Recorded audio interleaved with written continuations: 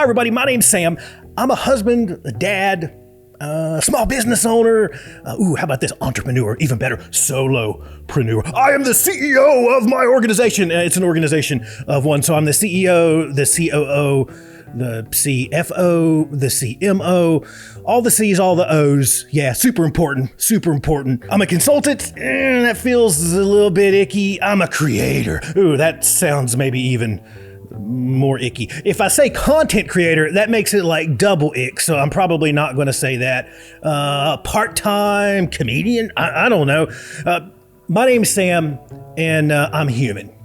So yeah, AI is interviewing me today. Welcome to the future.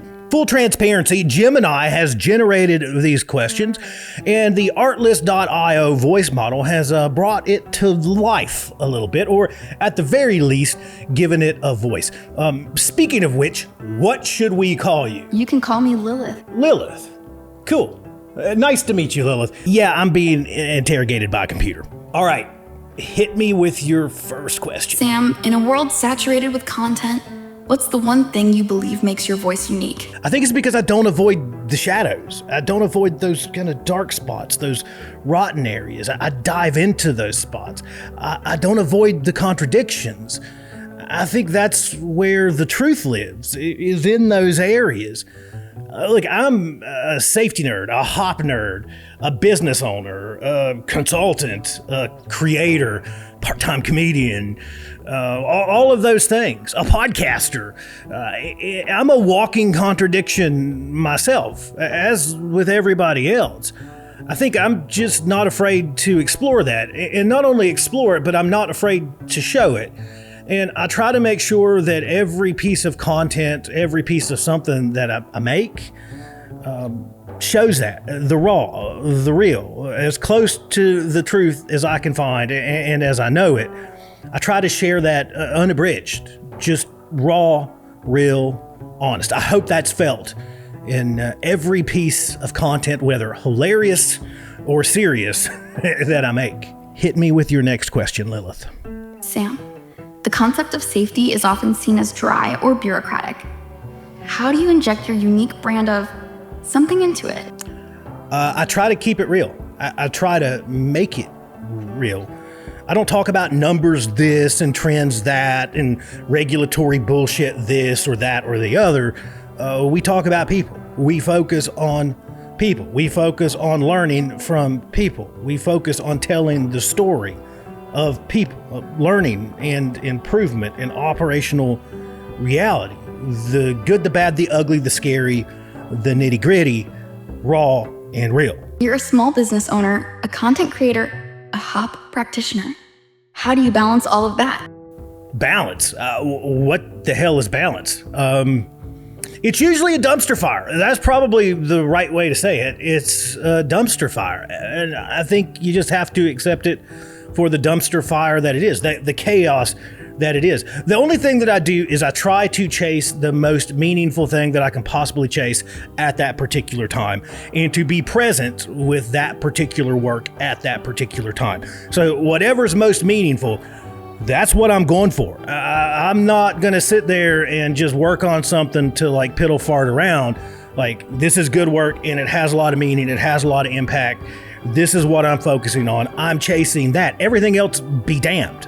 And that's just the way you have to manage it. You can't spin all of those plates all at the same time and pretend like you're not going to drop a few. If you're spinning 100 plates, you're not focusing on all the plates. You're in autopilot. So I'm focused on the thing that I find to be most meaningful at that time. I'm chasing that, and I'm making sure that I am at least as close. I was going to say 100%, but I can't say 100%. At least as present as I can possibly be with whatever the most important thing is at that moment. I'm going to be there with that. Everything else, be damned. Oh, and caffeine, nicotine, metal music, dark humor. Those help a lot with managing those, for sure. What's the biggest misconception people have about safety professionals? That they're just boring rule enforcers. That they're all just safety cops. That they all just think that they're safety superheroes. That they all have some savior or superhero complex. Listen, in the content that I make, in the stuff that I do, in the work that I do, really, I like to run things to their most extreme and brutal conclusions, to highlight the ridiculousness of so many things that we do within our work worlds. I like to highlight that brutal, extreme ridiculousness in the safety profession in particular a lot, because it's near and dear to my heart. But look, I don't meet very many safety cops these days. I don't meet very many safety superheroes here to save you from yourself kind of people these days. I just don't run into them that often. Maybe when I first started early in my career, that was more normal. That was more of the norm. You found a lot of folks with batons and badges and write-up books, but that's just not what I experience anymore. And I spend time with safety teams and practitioners all around the globe. I've spent pretty much all of my professional life, at least a good chunk of it, the majority of it, as a safety professional myself and as a leader of safety professionals. Even though I'm in recovery now, I'm a recovering safety practitioner, they're still near and dear to my heart. And that's not what you find anymore.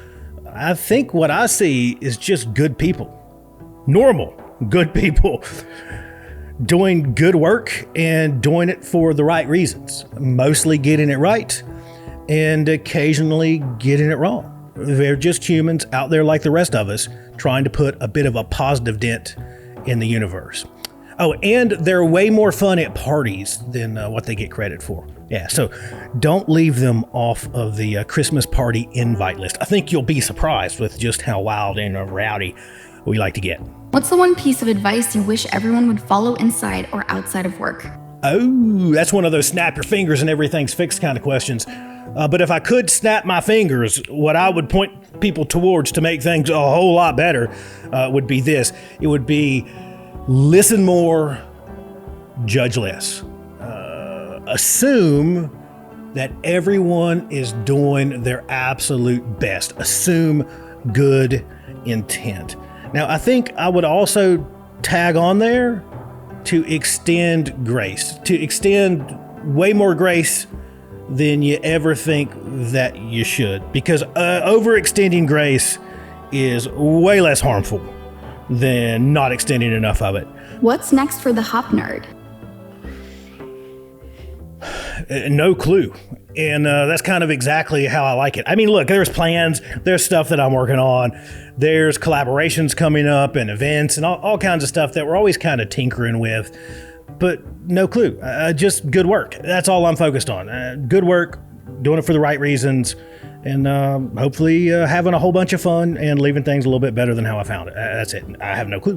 What's the most challenging aspect of being a content creator in the safety space? Oh, that's easy. That's an easy one. It's boring. Yeah, it's boring. It's extra boring with a lot of the content out there, because a lot of the content is just this me right, you wrong kind of content that's just designed to divide and enrage, and it's designed for keyboard warriors to engage with other keyboard warriors, and mostly consultants to get up there and go, "You're so stupid about safety. You're so stupid about everything. Look at me. I've got it all figured out." Well, listen, if you got it all figured out, tell us where to send the check to. I know many organizations that will gladly send you a blank check if you have it all figured out. You don't. You just get on the internet and tell everybody you've got it all figured out. You just stir up arguments on the internet. And if nobody's told you this, it's really uncreative and it's really boring. Yeah, it's boring. And so for that reason or any other reason, it's boring. It's just boring. Now that sounds like it would be an easy code to crack. Just make it not boring. But there's a problem. Most in our community have grown to expect boring. And they show up for a boring lecture, and then they get me in a Banana Man suit, or they get me in a wacky, wavy, inflatable two-man costume. And it's a shock to the system. It's an immediate like, Safety's far too serious to ever make anything fun. You kind of get one of those. How dare you joke about safety ever? It is sacred to us. Praise safety. Like that kind of thing. It happens. It happens quite a bit. You'd be surprised. But I think my approach to that is, and what has helped me the absolute most, it has nothing to do with the format, shape, size of the posts that I do. It has nothing to do with whether it's 1080p or 4K. It has nothing to do with whether I'm making video or carousels or uploading articles, or it has nothing to do with that. And it actually has nothing to do with the audience consuming the content at all. It has nothing to do with any of those things. It has to do with that I've embraced going full send. And what I mean by that is I have lost all focus on being palatable. I have lost all focus on avoiding, of never being too much. Thou might offend. I've lost all focus on all of those things. And I've just embraced making cool things that make me happy. If they please me, I will publish them. And I don't really care about anything else. Like, that's the rule. Am I happy with it? And if it makes me laugh, if it makes me think, if I get to the end of it and I go, yeah, that's cool, then I publish it. It's that simple. I've lost all focus on making content that makes people feel comfortable, that would never, even ever, barely ruffle the smallest feather. I've lost all focus on that. And in the most positive way, I don't care. Yeah, I just don't care. If it makes me chuckle, if it makes me happy, that's all that matters. And the most interesting part of that is that since doing that, my content's way better. People engage with it way more. That is how my content breaks through. It's just real. It's just real. It's just me. That's it. That's it. If you could go back and give your younger self one piece of advice, what would it be? So for me, that advice would be lose all focus on trying to be palatable, on trying to please people. Never worry about being too much. In fact, go out and actively be too much. Stop trying to live your life, do your business, do your work by rules written for you by someone else that has nothing to do with your life and has never walked a mile in your shoes. Stop following their rules. If you're following their rules, you're just trying to please strangers that you're never going to please anyways. Screw that. Burn those rules down. Follow your own path. Write your own rules. Do your own thing. Care way less about the expectations that society, that others in your profession, care way less about those expectations that others put on you. They don't matter. They don't matter at all. In fact, they hold you way back. Burn those rules down and chart your own path. Yeah, just care less. Care way less. What's the one thing you want your viewers to take away from your content? Seeds. I'm just planting seeds. I'm not trying to preach to people. I'm not trying to tell folks what to believe. I'm not the authoritative voice from up on high saying, this is the way forward. That's not me. And those voices are typically bullshit anyways. That's not me. That's not me. I'm not trying to tell people what to think or how to think. I'm just planting seeds. Take it for what it is. Yeah, if you walk away from it and it leaves you thinking, cool, mission accomplished. If you walk away from it going, that guy's an idiot, but I never thought about it like that before. Cool. Mission accomplished. If you walk away from it and go, I hate that guy and I'm never going to watch him again. Cool. Mission accomplished. Just having fun, just planting seeds. And hopefully something cool grows out of them. What's one thing you're proud of achieving, both personally and professionally? I'm proud that I'm still here.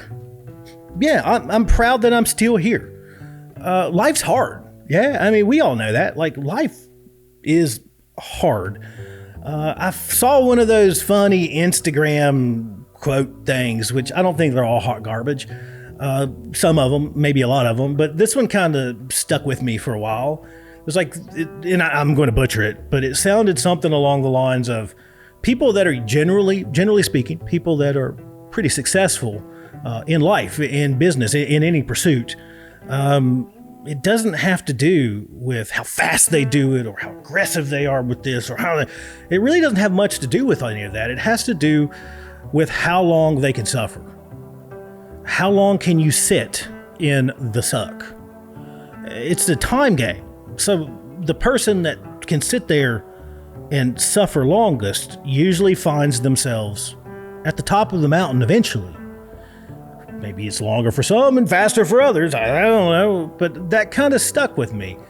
You know, it's this peaks and valleys thing, and just accepting it for what it is, hanging on and sitting in that suffering and marching forward. So for me, life's been a wild ride in a lot of different ways. Personal life, career life. I think that's just life. It's ups and downs, and it's a roller coaster for everybody. But I think the proudest thing is that I'm just here. I'm still here. I'm still here. I'm still breathing. And as long as I'm still here and breathing, we're going to keep moving forward, and we're going to keep doing cool things. Yeah. So that I'm still here and glad to be here. Okay, Lilith, I think this has gone on long enough. Hit me with one final question, and then I got to record some other videos. What's your creative process look like? That's easy. It's this. Yeah. It's my notebook. Yeah. This is my creative process. Now, maybe there's a little bit more to that. I try to do certain things on certain days. That doesn't always work because I travel a lot, like hundreds and sometimes a couple hundred days out of every single year. But on Mondays, I try to make it a dedicated creative day. Not production, not sitting behind a camera, not sitting behind a microphone, not doing like this. This is not what I do on Mondays. Mondays, I sit down with this. And I write stuff out. And if I'm traveling on the plane on a Monday, I tend to get into my phone, into notes, and writing stuff, or voice memos, and whatever, like my little scraps of piece of napkins and papers from hotel rooms. Those kind of things. I jot out ideas. It varies what those look like. It might be a bullet point. It might be a sketched out storyboard. It might be a script. And a lot of it is just quick blurbs about things. And then I get in here and I go improv mode. Yeah, and when I go to create them. So I take that whole day just to get my ideas out. Now, the other side of that is I'm very fast in creation. I heard a quote years ago. I think it comes from Stephen King, but who knows? We always get those wrong. But that's who it was attributed to. But it said that a writer's notebook is where great ideas go to die, or where just maybe ideas go to die. Because if they were that great of ideas, why are you writing them down in your notebook? Why are you not just writing them? It's the same thing with videos. I've lived by that if I am struck with an idea, if it comes to me from the universe, from the collective consciousness, if the muse gives me an idea, then I just go make it. I just go make it. I'll do prep work. I might scribble in the notebook, but it's not going to be long. If I'm like, ooh, this is a good idea, I'm going to go make it. That's it. I like keeping this on hand and jotting those ideas down, though, maybe to contradict some of that quote, just to have a bit of a quick hitter list where it's like, yep, those are good, but I've got those down. I'm good. Those are going to be good videos. Those are going to be good podcasts. I don't have to do it right now, though. I'm going to do it on Thursday. Yeah, so those kind of things. But that's basically my process. I work mostly with a pen or a Sharpie or a crayon, whatever's handy in this, and then I go bring them to life in whatever format that I think they'll be best in. Video, podcast, photo, whatever. But that's it. I don't overcomplicate it. Yeah, I don't overcomplicate it at all. So really and truly, I guess to sum that up, I write in my notebook, and when I get really, really cool ideas, I bypass this sometimes completely, and I go straight to the camera. I don't wait. I don't hesitate. I pull the trigger. I pull it fast, because there's nothing worse. There's nothing worse than thinking up something really cool, and then the next day going, "What in the heck was that? I wrote it down in my notebook, but it's lost all of its thunder." Well, thank you for your time, Lilith. You're very welcome, Sam. Yeah, it's been something. Yeah, it's been something. That's for sure.